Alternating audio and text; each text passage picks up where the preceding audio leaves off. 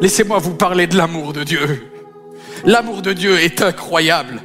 L'amour de Dieu n'est pas comme l'amour humain. L'amour humain, il est conditionnel, il est changeant. L'amour de Dieu, il est inconditionnel, il est éternel. L'amour de Dieu, il est avec toi. Quand tu es propre, il est avec toi aussi quand tu es sale. L'amour de Dieu, il est avec toi quand tu es en adoration et malheureusement aussi quand tu es en situation de péché. L'amour de Dieu, il est avec toi tant que tu veux qu'il soit là. Je n'ai pas d'autre adjectif que dire qu'il est extravagant. Est-ce que quelqu'un veut juste crier l'amour de Dieu est extravagant pour moi? Il est extravagant. J'ai davantage compris la nécessité de vivre dans l'amour.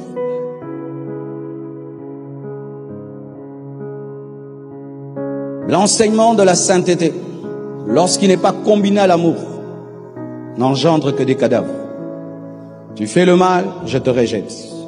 Tu fais le mal, je te suspends. Tu fais le mal, tu es assis. Tu fais le mal, tu es impur. Le pharisianisme. Le pharisianisme ne voit jamais dans les autres la qualité. Le pharisianisme ne voit dans les autres que le défaut, la faiblesse. Regardez, Jésus guérit quelqu'un, délivre une personne qui souffre. Mais lorsque les pharisiens viennent faire l'étude de ce miracle, ils ne parlent pas du bienfait, mais parlent de la loi. Il ne fallait pas la guérir le jour du sabbat. Au lieu de voir le côté bonté, amour, on voit le côté loi. C'est ça le pharisianisme. Ça fait ceci, que lorsque quelqu'un pêche, il ne sait même plus te dire qu'il a péché. Parce qu'il sait que tu vas le rejeter. Et si quelqu'un ose révéler ses faiblesses, plus jamais on aura confiance en lui. C'est pourquoi vous avez remarqué, est-ce que vous entendez encore dans les églises des témoignages de la vie passée? Vous entendez des gens témoigner ici, j'étais prostituée, j'étais ceci, Jésus m'a sauvé. Tout le monde va retenir que c'est la sœur à ne pas épouser. Vrai ou faux? Alléluia. Ainsi nous devenons des églises d'hypocrites. D'hypocrites, même dans nos relations. L'hypocrisie. Parce que tu sais que tu ne peux pas te révéler tel que tu es à quelqu'un. Parce que la sainteté va te frapper. Alors que nous savons que nous luttons avec des choses. Et des fois, c'est ton voisin qui a la solution. Mais tout le monde doit se faire passer pour étant saint. Parce qu'il n'y a pas d'amour, mais il y a la sainteté. Beaucoup de gens qui pêchent, ils pêchent pourquoi? Parce qu'il est dans le processus qui mène à la chute. Mais il ne peut pas te dire qu'il est attiré par l'impudicité, qu'il est attiré par le mal, parce que tu vas le rejeter. Il n'est pas encore tombé, mais il aimerait te dire. Mais il sait que tu ne vas plus le respecter. Et les gens sont en train de mourir. Mes frères et sœurs, Dieu est amour. Dieu est amour. Dieu est amour. Dieu est amour. Dans l'Ancien Testament, il a opéré dans la sainteté. Il n'a sauvé personne. Jusqu'à ce que son amour l'amène à prendre chair, à mourir sur la croix pour sauver l'homme. Et sans cela, jamais personne ne serait sauvé. Frères et sœurs, frères et sœurs. Beaucoup de gens pensent que j'ai changé de doctrine. Je n'ai pas changé de doctrine. J'ai ajouté l'amour à ma doctrine. Je n'ai pas changé de doctrine. Je ne tolère pas les bêtises. Je ne tolérerai jamais le mal. Mais je dois tout faire dans l'amour parce que Dieu est amour. Et regardez maintenant. Lorsque Jésus-Christ guérit quelqu'un le jour du sabbat et que les pharisiens viennent le juger, il leur amène dans leur hypocrisie, il leur dit: mais vous, le jour du sabbat, n'est-ce pas que vous déliez vos brebis? Si vous déliez vos brebis, moi je dois délier mes brebis pour dire ceci. Cette justice que tu as là, ce jugement-là, cette dureté que tu as envers les autres, pourquoi tu ne l'as pas envers toi-même? Pourquoi tu ne l'as pas envers toi-même? Quand il s'agit de toi, miséricorde. Quand il s'agit des autres, ils doivent être rejetés. Hypocrites et égoïstes. Toi, tu aimerais qu'on te rejette? Non. Toi, tu aimerais que si tu pêches qu'on te rejette? Non. Toi, tu aimerais que l'église te rejette? Non. Mais pourquoi nous aimons rejeter les autres alors qu'ils sont encore vivants? Dieu m'a posé une question. Depuis que tu me sers, tu as relevé combien de gens? Je te pose la question, depuis que tu es chrétien, tu as relevé combien de chrétiens? Tu as aidé combien de chrétiens qui sont tombés à relever, à remonter? Tu as aidé combien d'hommes de Dieu à revenir? Tu as restauré combien d'églises? Et tu as détruit combien? Dans le bilan de ta vie, Combien de relèvements et combien de rejets? Si Dieu devait se comporter comme nous, même nous là, nous sommes indignes de le servir. Et c'est impossible, mes frères, que de prêcher la sainteté sans amour, sans avoir l'orgueil de la sainteté. Parce que l'humilité t'amènera toujours à aimer. L'orgueil te poussera toujours à juger les autres, alors que devant Dieu, même une petite paille est mauvaise. L'évangélisation, c'est la manifestation de l'amour de Dieu pour l'humanité. Jean 3,16, un verset très connu. Car Dieu a tant aimé le monde, il a donné son Fils unique, afin que quiconque croit en lui ne périsse point, et qu'il ait la vie.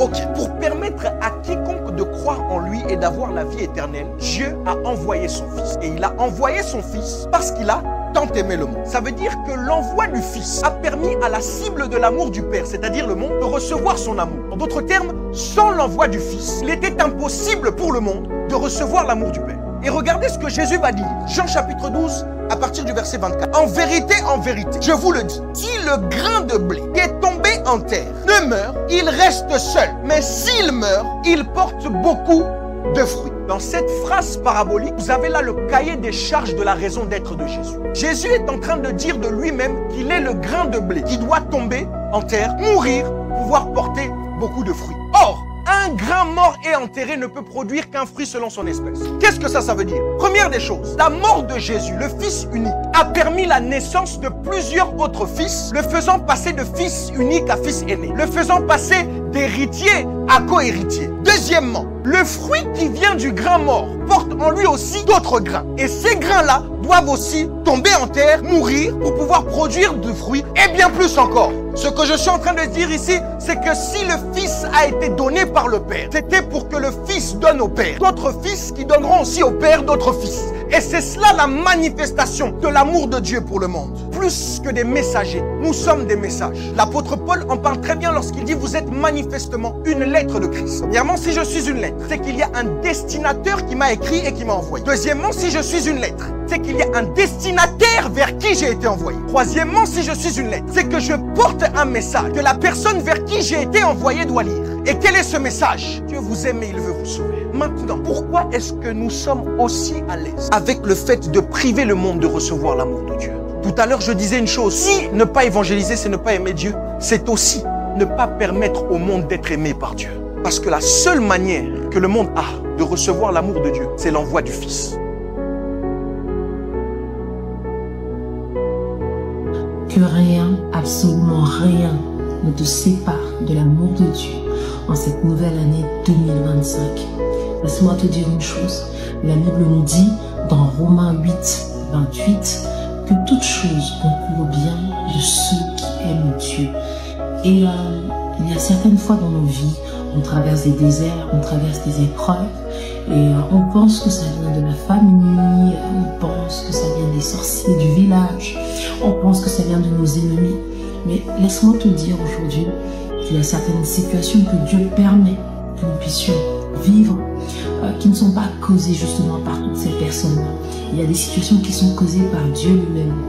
Écoute, dans la parole, la Bible nous dit que Dieu avait rendu Anne stérile parce que justement, au-delà du fait que Dieu voulait manifester sa gloire dans la vie de Anne, Dieu attendait Anne dans une autre dimension. Et non seulement Dieu attendait Anne dans une autre dimension, Dieu aussi voulait changer sa manière de penser et Dieu voulait renouveler son intelligence. Alors il y a des situations qui t'arriveront, sois calme, n'aie pas peur. C'est vrai que ça fera mal, c'est vrai que des fois tu en pleureras, c'est vrai que des fois tu seras épuisé. Mais sache comme la Bible dit, toutes choses concourent au bien de ceux qui aiment Dieu. Les bonnes comme les mauvaises choses qui nous arrivent, c'est Dieu qui les permet. Il y a des choses justement que Dieu permet justement pour faire éclater sa gloire dans nos vies. J'aime souvent dire que plus l'épreuve est grande, plus le témoignage est grand. Et il n'y a pas de témoignage sans histoire. Il a fallu que Anne soit stérile pendant des années pour que son témoignage soit aussi véridique, soit aussi puissant et aussi poignant. Il a fallu que Joseph puisse endurer toutes les galères qu'il a vécues pour que son témoignage puisse nous servir d'exemple et nous servir de motivation pour dire qu'avec Dieu, tout est possible. Alors j'aimerais te dire, ne lâche pas. En 2025, je ne sais pas ce qui va se passer. Nous ne savons pas encore jusqu'à décembre 25 ce que Dieu mettra sur notre route, ou même les épreuves que nous pourrons traverser. Mais il y a une chose que j'aimerais te dire. Soyons comme Job.